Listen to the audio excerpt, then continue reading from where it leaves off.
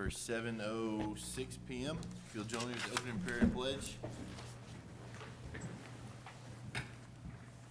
Lord, we're meeting today to conduct matters of business. Guide our hearts and our minds in the spirit of fairness, right thought, and speech.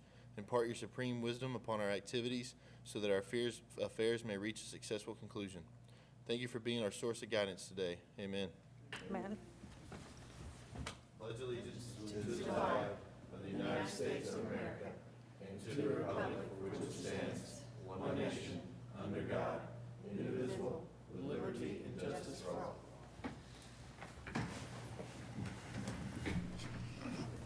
All right, we'll move to the next item, approval of the agenda.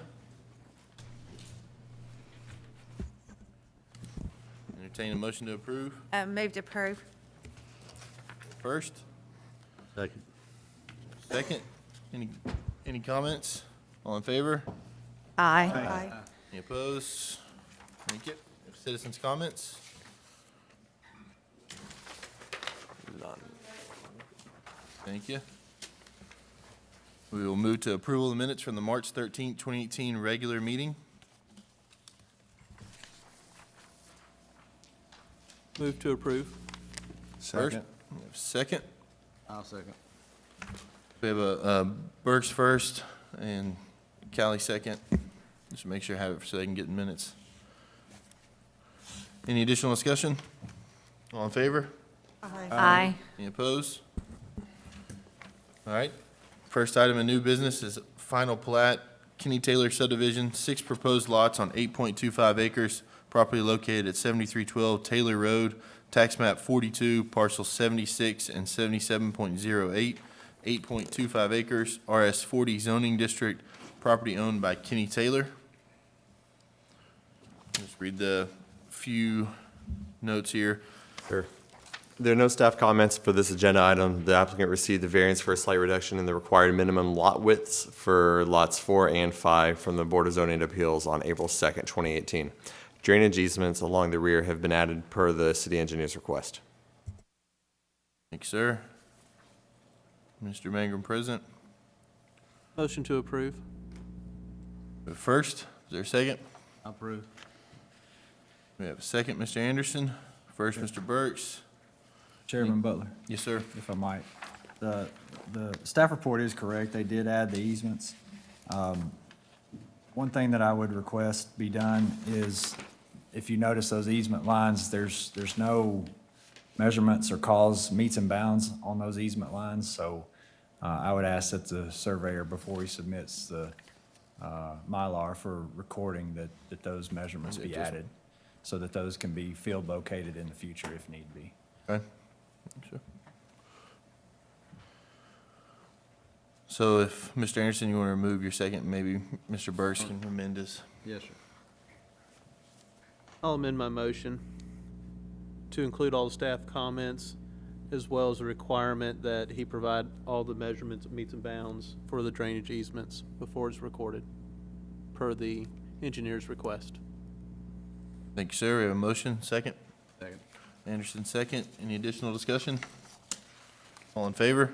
Aye. Any opposed? Motion carries. Thank you. Thank you, sir. We'll move into bonds, letters of credit. Item 2, Sweetbriar Springs, letter of credit in the amount of $45,000 to cover roads, sidewalks, storm drainage, and other improvements specified by the approved plans. The Planning Commission reduced the bond on June 12th, 2005. Bond expires April 16th, 2018. Mr. Jenkins, you can read just a couple comments there for us. The developer has been contacted and informed of his bond renewal date. The Planning Commission should vote to call the bond if not renewed by the expiration date of April 16th, 2018. Thank you, sir. Any update on that end from the staff, or that's still the status? Okay.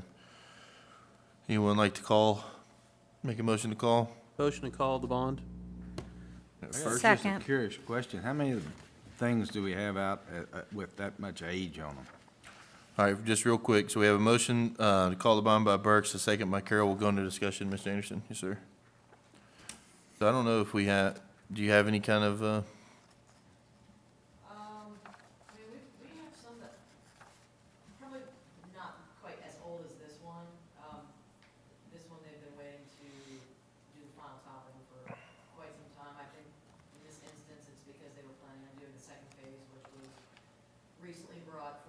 so, But the 2005 date is the last time it was reduced. And, Right. but it's renewed every year. So it's visited every year. It's just, that was the last time that That's the my amount fault. was reduced. That is- So it is visited every year? Yeah, every year it would expire and you have to call the bond or they would renew it. Yeah. Okay. Any additional discussion? All in favor? Aye. Any opposed? Motion carries. Item 3, Pepper Tree Cove Phase 1, request to reduce the bond amount. And it looks like our city engineer, Mr. Owen, will have a comment on that. Yeah, based on site observations earlier this evening, I'd recommend a bond reduction to an amount of $357,500.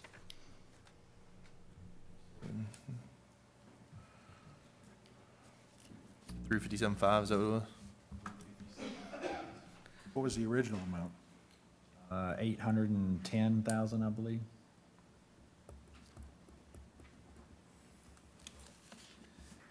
Make a motion to reduce the bond amount to the engineer's suggested amount of $357,500. We have a motion. Is there a second? I'll second. Ally, second. Any discussion or questions? All in favor? Aye. Aye. Aye. Any opposed? Motion carries. Thank you, sir. Thank you. All right, now we'll move into reports for discussion and information. City Planner, Ms. Costanza. nothing other than to say thank you for attending the workshop at 6 tonight, and I look forward to, continuing this discussion next time. Thank you. Mr. Owen? Chairman, if you would, I'll just go ahead and take this time to do That's perfect. the two sheets that we were looking at.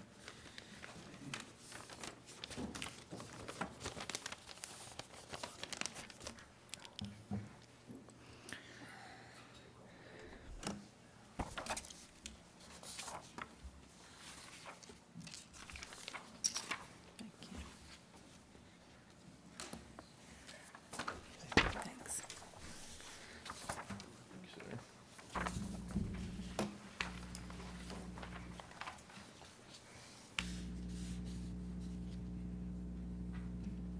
Sorry.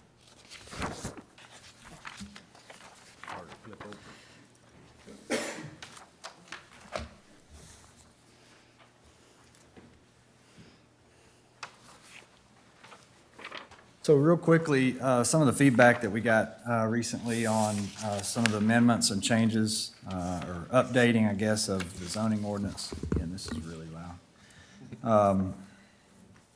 You guys desired to see, go ahead and try to tackle some of the PUD or plan development regulations. And what I've tried to do is really zone in or that's a poor term, target in on three primary design elements of plan developments.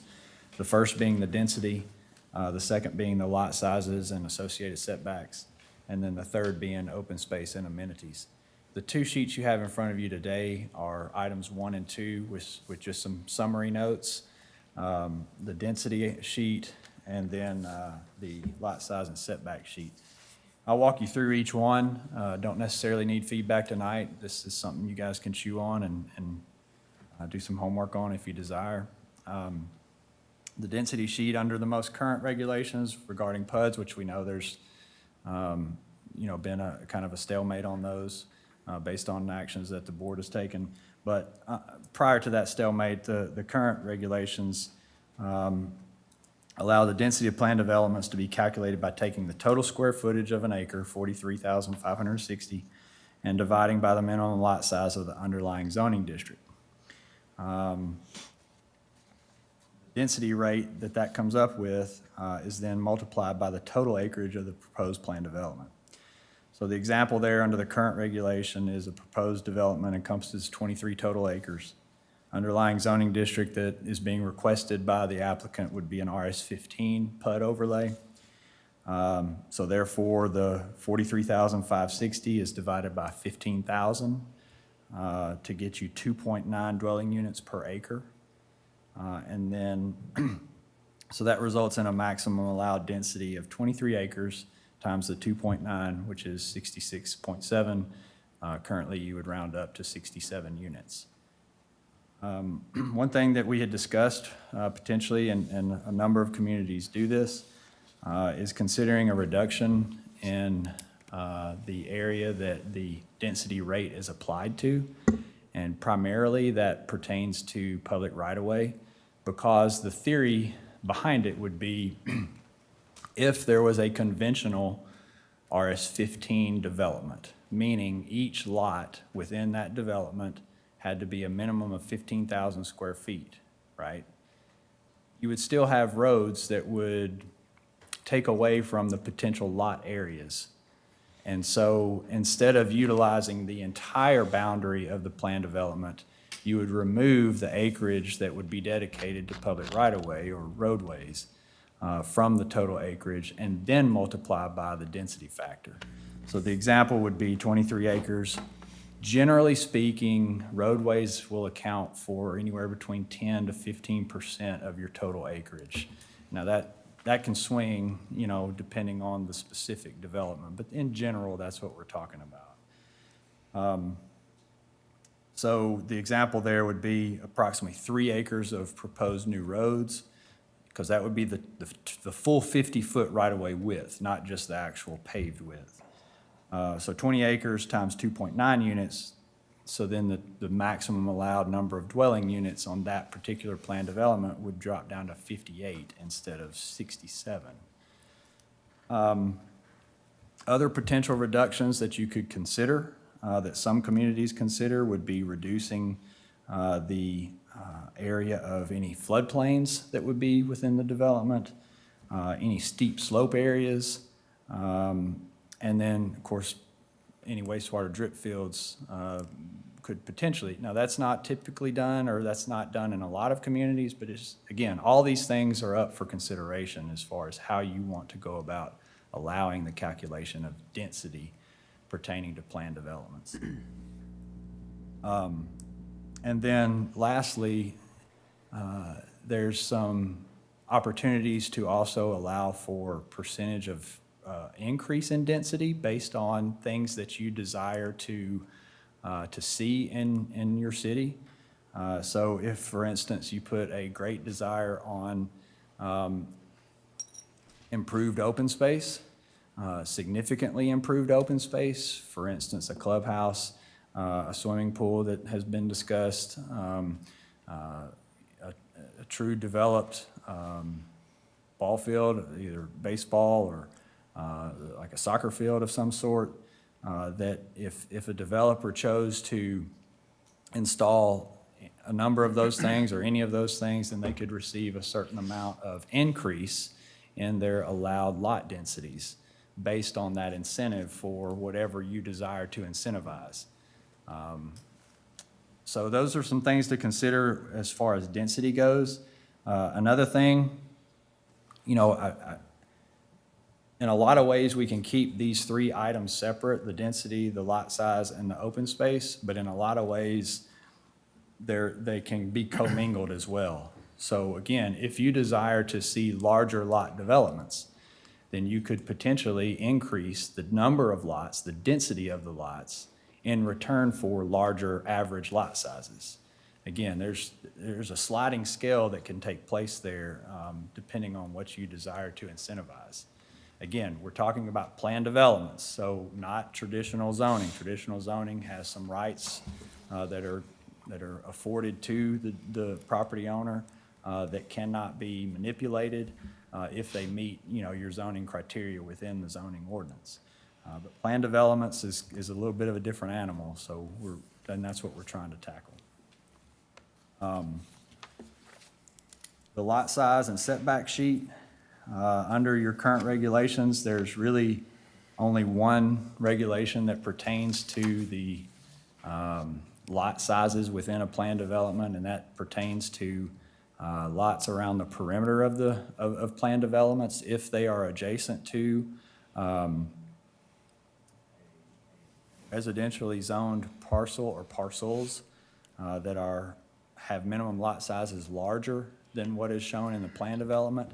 Then there's those parcels that are adjacent to those outside properties have to be a minimum of 15,000 square feet.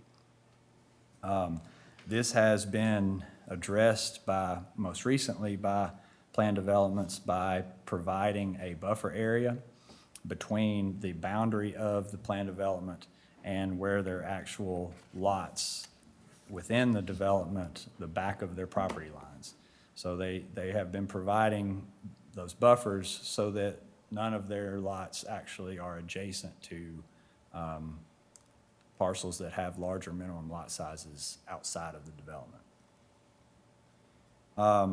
You might also consider not just giving some parameters on minimum lot sizes or lot areas, but also minimum lot widths.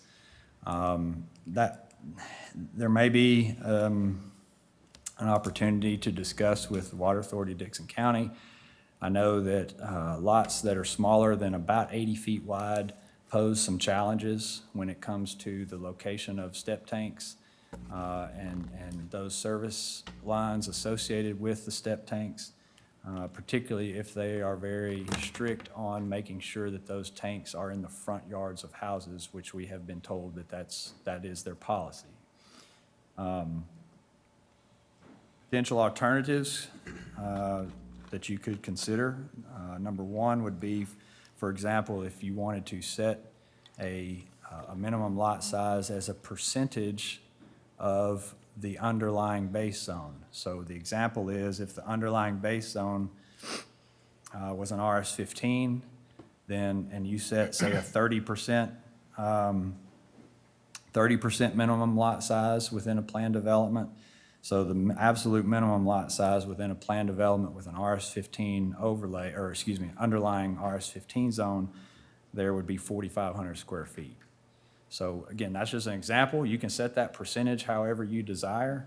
That's just one way of tackling how to establish an absolute minimum within a planned development.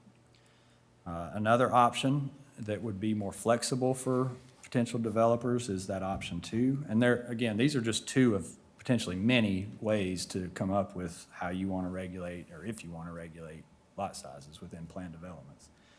But basically to set a percentage of the underlying minimum lot zone size, and to say that the average lot size of all lots within a planned development would need to be X percentage of that minimum lot, underlying lot size. Again, so if an RS-15 is the underlying zone, then you would say, I want the average lot size within a planned development must be 50% of the underlying zone. So the average lot size of all lots within that planned development would have to be 7,500 square feet.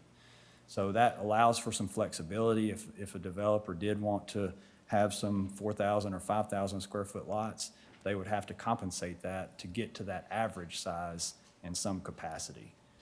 That does a better job of really creating some planned developments that have a number of potentially different true offerings as far as lot types.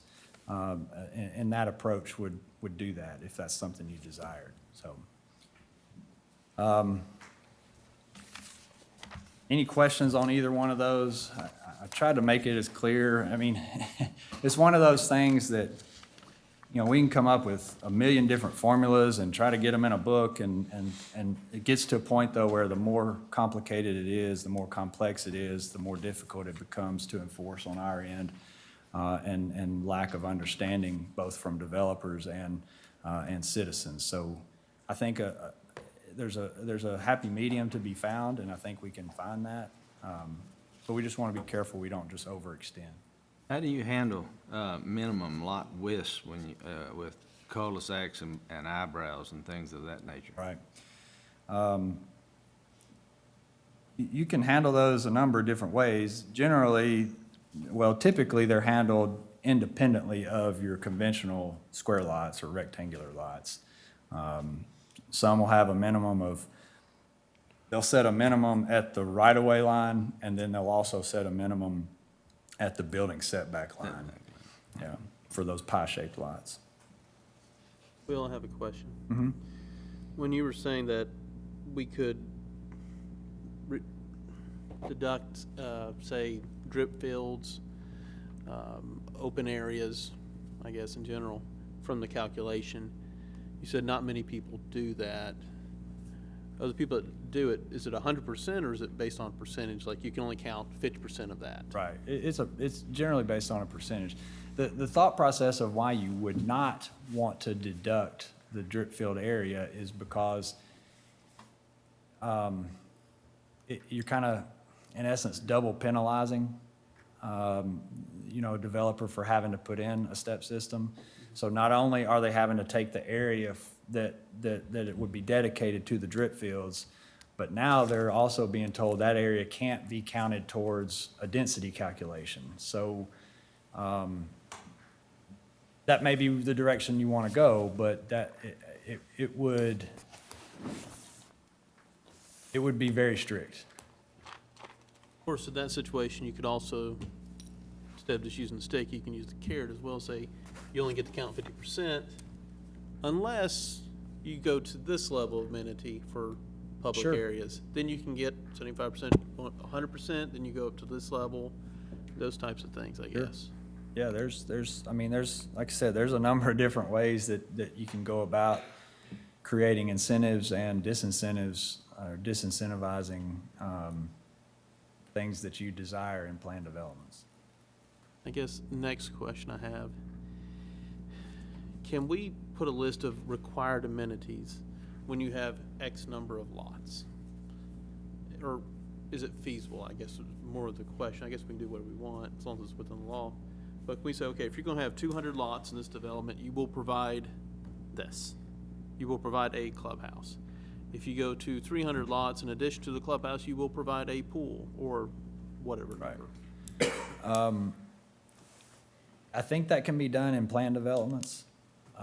We can't do that in conventional zones. Correct. But I think planned developments, there can be some established thresholds that get to a certain threshold, then this specific amenity would be required. Well, and for a while, there was something if you, like a clubhouse, or, because I know we've done variances for different things. I don't know if that changed.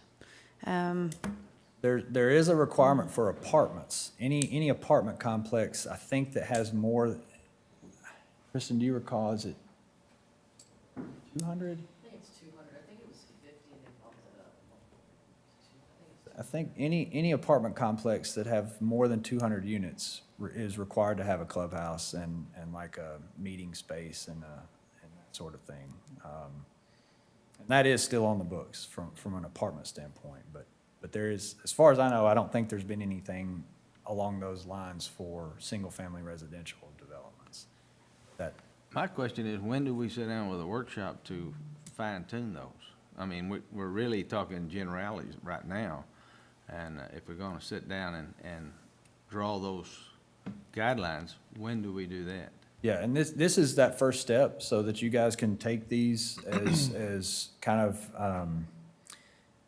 thought-provoking, if you will, on ways to address density and lot size and then open space as well. But my intention would be to tackle it at that next work session to really try to get down and dirty into, hey, how do we want to regulate density and lot size within planned developments? And incorporate that into these amendments that ultimately, I think, hopefully in the next couple months would be passed along up to the board with a recommendation from this body to adopt. Well, and right now, there's the moratorium, the PUD, so this RS-14, is that just in case the board decides they want to lift it? We have a standard. Yeah, my suggestion would be that,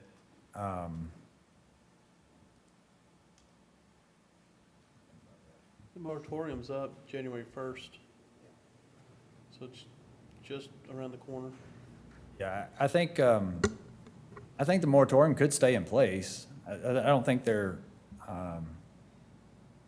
dependent on each other. If the board felt comfortable with the regulations that were put in place, I believe you could vote to lift it before that January 1st deadline. So that's kind of what we're trying to tackle with this in conjunction with the moratorium. Did you not say that some of the communities have evacuated the term PUD and plan unit development and are using different terms for that? Yeah, there's some that are utilizing, what did Gallatin use? Is it horizontal property regime or something like that? No, the horizontal property regime is, Ms. Qualls, that's specific to condominiums, just your traditional condominiums where the ownership of the unit and the interior walls of that unit is with the individual that has the unit, but the land that the unit sits on and the exterior walls and stuff is part of that Right. master deed that would be owned by the, so that's a little bit of a separate animal. Yeah, just gonna, Will mentioned kind of how, or are you talking about PUDs and PRDs and how people, semantics, what do they name them? I was with the city of Gallatin for 9 years, and there, the term PUD had been taken out years before. But if you looked at the zoning ordinance, they were still there, just under a different name. We had specific zone districts that were called master plan zones. So it was not a case like what you're all talking about, having a PUD overlay. It was just, if I wanted to do a residential development, I could go to this, it was multiple residential and office. So I could go take that MRO zone district. I would select, I want those residential uses. And then within that, you had the ability to ask for exceptions to reduce your yard lines or your setbacks or your lot sizes. So that gave the developer flexibility on how they wanted to design. There were some open space requirements. Then the process was similar to a PUD. It would go to planning commission for a recommendation. The rezoning would go to mayor, councilman. And then you would have that preliminary, then the final would just go to planning commission. And then you would have the plating process after the final master plan was approved. There's other communities that have things called SP, Special Plan District, which is really a PUD, just by a different name. So they're in most communities, but not always under the same name, but really the same type of regulations. Yeah, that was my thought, that as long as Fairview's had this moratorium on PUDs, we might want to switch from the garbage collector to the sanitation engineer to kind of the general public would see that by some verbiage that things have changed, are more sophisticated or are grown up, or however you want to say it. And some of the things in Gallatin was more of a procedural differences from here versus actual regulation differences. Some of the regulations are very similar, but procedurally it might have been a little different. So sometimes it's the regulatory part versus the procedural part. So there are two different kind of aspects there as well. You wanting to rebrand? As long as this thing, it's hung over pretty bad. Sure, absolutely. And I think if I we don't did- think that's a bad thought at all. I don't either, To actually. clean that up, we come out with something new, the average person will say they did something. But if you just come back and say, now we're redoing, or opening up PUDs, then they don't really understand why you closed it in the first place. Yeah. Well, I think in a way we gave a PUD such a bad name, and it's not really a bad name. What happened, though, is when the community had to go for over 50 rooftops, then all of a sudden they were having to put in the sand filtration system, and then all of a sudden the developer wanted to come in, and when it may be at R20, they're using the smallest possible lot size, and it may as well been close to RS15. So I think doing something like the example with the percentage would help. And even if the board desires a certain, this is the absolute, we do not want it to go below this, then I think that would change some of the perception. But it's not really a bad word. I just think some people perceive a PUD as a bad thing, and it's not. But also, as a community, we don't have to bend over backwards because they're having to put in these drip fills. It's the way everything's going now. So it's not just Fairview. Mr. Anderson, you talked about implementation a little bit. One thing that I generally like to do, once we get at least somewhat of a consensus on the density, the lot size, the open space, and that sort of thing, I generally like to take 2 or 3 existing developments and show what they are, and then what they would be as far as lot sizes and open space and that sort of thing, if the agreed upon consensus was adopted. And that way we get a better feel for, okay, I can visually see what's out there, and this is what would have been there from a density and lot size standpoint, and open space standpoint, if these new regulations are adopted. And you may say, well, wait a minute, that's drastically more or less than what I had anticipated, now that I have a specific 2 or 3 examples in front of me. I've always found that to be very helpful for not only me, but most everyone involved, so. All right, so fair to say we want to digest this, and we will, in our workshop next meeting, this will be one of the things we try and tackle. So come back with ideas or things that we want to discuss. Is that all you got, Mr. Owen? Thank you, sir. City Attorney? Thank you, sir. City Manager, communication from the Planning Commission members. Ms. Slaughter? Ms. Walls, nothing? Mr. Anderson? I just say very positive meeting. Mr. Powers? Mr. Calley? Nothing tonight. Mr. Burks, or Commissioner Burks? Gentlemen, thanks for coming out and doing the presentation and the workshop, and it's a lot of information, and thanks for dumbing it down for us. Mayor Carroll? Yes, I just wanted to add one thing. As we do this, and I don't know if y'all have had a chance, but I would recommend driving through some of our subdivisions. Matter of fact, as many as you can.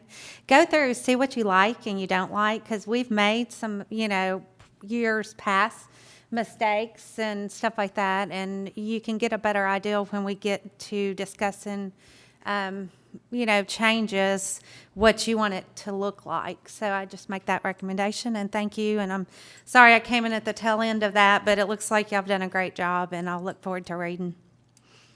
Thank you. Mr. Jenkins? Yes, we talked about this just very briefly before the meeting, but when it comes to meeting minutes on the Fairview website, there's none for the Board of Zoning Appeals, and then ours hasn't been updated or posted since September of last year. The Board of Commissioners hasn't been posted or updated since October of last year. So we need to make sure that we make that information available not only to ourselves, but also to the public, so people can follow up on what's going on in their city. Thank you, sir. We'll send over a note, just checking in on that. I know the Board of Zoning Appeals meets so far out that they have to approve or whatever, but ours should definitely be on there, so I'll check on it. Mr. Chastain, Mr. Owen, thank you guys tonight for the presentation. Thank you to the commission for coming to the workshop and bearing with us as we continue to dive into the booklet. I will accept a motion to entertain closing meeting. Motion to adjourn? Sir?